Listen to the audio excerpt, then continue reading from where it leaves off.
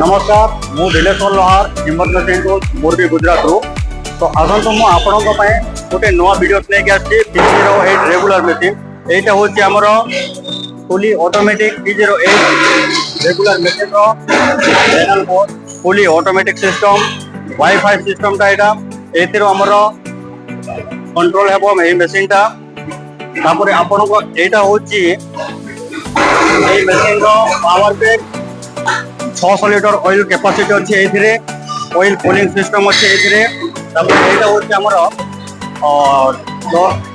10टा इटा बारिबो गोटे साइकिल रे 9 4 3 रो 10 5 3 रो एबे एटा 6टा इटा बसिछि 12 6 4 रो एथिरे 12 8 6 रो 3टा पीस बारिबो 16 8 6 रो 2टा पीस बारिबो।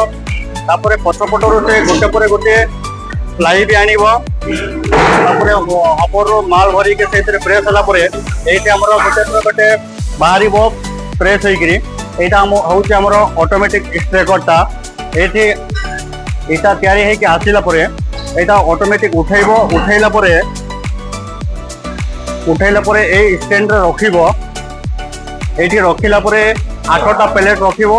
8टा प्लेट परे एटा होउछ हमर हाइड्रोलिक ट्रॉली। एटा हमर 8टा प्लेट को नहीं कि बाहर स्ट्रेकिंग करेंगे। ये हाइड्रोलिक सिस्टम रही प्लेटा